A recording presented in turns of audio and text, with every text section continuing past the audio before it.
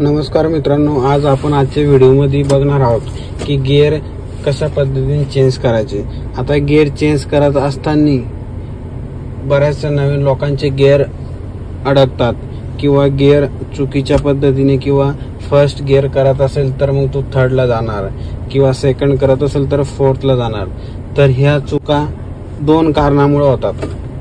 तर पहिलं कारण, तुम्ही फुल क्लच दाबत नाही। जेव्हा तुम्ही गिअर चेंज करायचा असेल तेव्हा फुल क्लच दाबायचा 100%।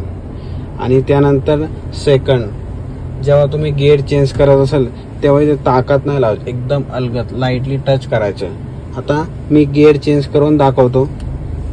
आता न्यूट्रल आहे, इथनं लेफ्ट वरती हा फर्स्ट गिअर, त्यानंतर लेफ्ट साईडला पकडून सरळ खाली सेकंड गिअर, नंतर न्यूट्रल, सरळ वरती थर्ड गिअर, सरळ खाली फोर्थ गिअर, त्यानंतर परत न्यूट्रल, राईट वरती हा फिफ्थ गिअर, परत राईट मध्ये इथं सोडायचं, मिड मध्ये येणार न्यूट्रल, नंतर तोच राईट सरळ खाली हा झाला रिव्हर्स, परत न्यूट्रल।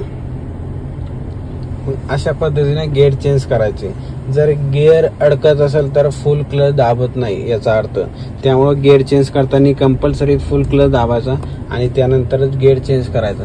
आता फर्स्ट आणि सेकंड गिअर चेंज करताना हाताची पोझिशन ही लेफ्ट साईडला पाहिजे आणि थर्ड आणि फोर्थ नंतर गिअर बॉक्सच्या डोक्यावरती सरळ हा आणि सरळ खाली फोर्थ त्यानुसार।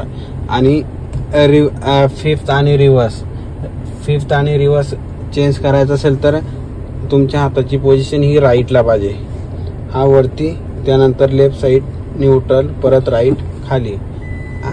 अशा पद्धतीने गिअर चेंज करायचे।